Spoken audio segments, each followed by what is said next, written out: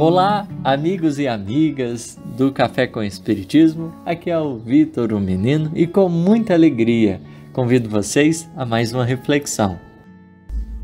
No episódio de hoje, continuaremos a conversar sobre a quarta parte de O Livro dos Espíritos, capítulo 1, Penas e Gozos Terrestres, no item Felicidade e Infelicidade Relativas.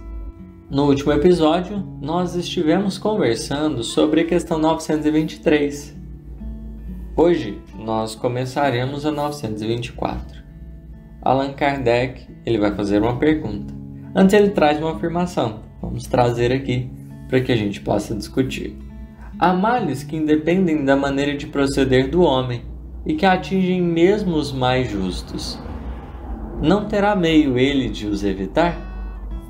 Ele afirma, então, que há circunstâncias que parecem, por vezes, elas estão como que a afetar a criatura humana em depender do seu degrau evolutivo, se é alguém mais justo ou é alguém que aparentemente é injusto. Não teria nenhum meio, nenhum caminho de um coração, de uma alma, se ver livre? E os espíritos vão responder: deve resignar-se, sofrê-los sem murmurar, se quer progredir. É uma resposta, um tom mais firme, que nos chama para uma lição interessante. Há coisas que parecem como que inevitáveis, e diante dessas circunstâncias, nos caberá ter a humildade de nos resignarmos e aprendermos o máximo possível com as nossas dores. Lembrando aqui a questão das vicissitudes lançadas pelos espíritos para nos ajudar a refletir. Encarnando, por exemplo, independente de quem sejamos nós, estaremos lidando com a impermanência, com as leis que regem o mundo material e que vão decretar, imprimir um certo ritmo. A matéria se desgasta, a matéria vai se rompendo. Uma vicissitude: envelhecer. Independente de quem sejamos, se o nosso coração está fazendo tudo certo, se a gente teve equívocos, teve quedas, se nós somos justos ou injustos, isso de certo modo atinge-nos.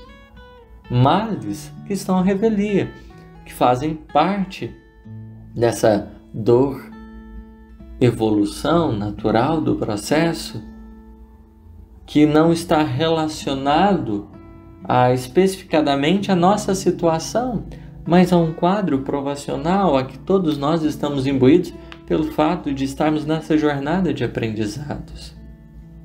Nós vamos reconhecendo, de certo modo, uma igualdade para a dor.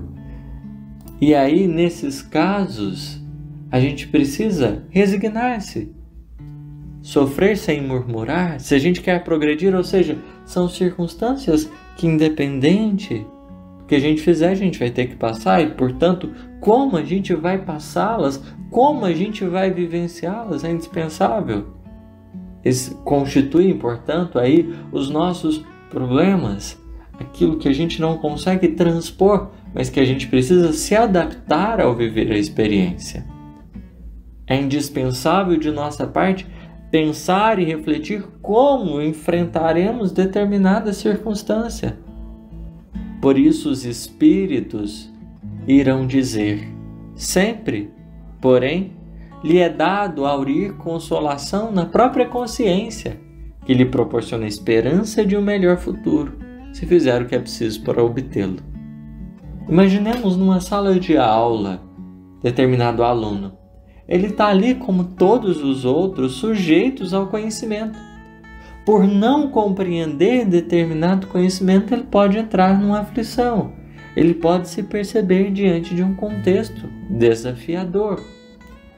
A vida, naturalmente, vai nos trazendo lições que a gente não tem domínio, porque faz parte do processo pedagógico lidarmos com aquilo que a gente não construiu. De certo modo, a gente não tem autoridade. Avançar, evoluir é caminhar para o desconhecido. Porque à medida que a gente vai avançando, Deus vai se revelando. mas sempre do desconhecido para o conhecido. A gente vai aprendendo, extraindo bases e referências que vão nos ajudando a enxergar a vida. Mas as lições que a vida vai nos trazendo vão nos surpreendendo o espírito por nos ajudar ainda mais a nos darmos conta da extensão e da beleza da trajetória evolutiva. Desse modo, os alunos numa sala de aula vão estar ouvindo os professores. Cada qual vai reagir de algum modo. Tem uns que vão parar, prestar atenção e vão falar, não, o que está acontecendo? O que eu sei? O que eu não sei? Que bases eu já tenho? Aonde está a minha dificuldade? E vão procurar se empenhar. Outros, no entanto, se colocarão numa postura mais avessa, se deprimirão porque não conseguiram conquistar determinado conhecimento. Cada qual reagirá de um modo. E é justamente nessa reação que a gente encontra consolação na própria consciência. Porque o espírito que entrega-se aos desígnios superiores, se coloca à disposição para aprender, vai moldando-se conforme as lições, vai robustecendo-se, sai mais forte das experiências e por isso se enriquece, se aformoseia nos mínimos detalhes. E é o que a gente vê aqui os espíritos nos orientando. Naquelas circunstâncias que a gente não pode, de certo modo, se ver distante delas e que aconteceram sem que, de certo modo, a gente tenha feito algo que diretamente tenha as provocado. Aceitação, acolhimento do momento presente, entendendo as nossas dificuldades, mas sobretudo nutrindo esse espírito de entrega para que a gente possa obter o êxito necessário. Agradecemos a atenção, esperamos estar aí refletindo sempre. Muita paz.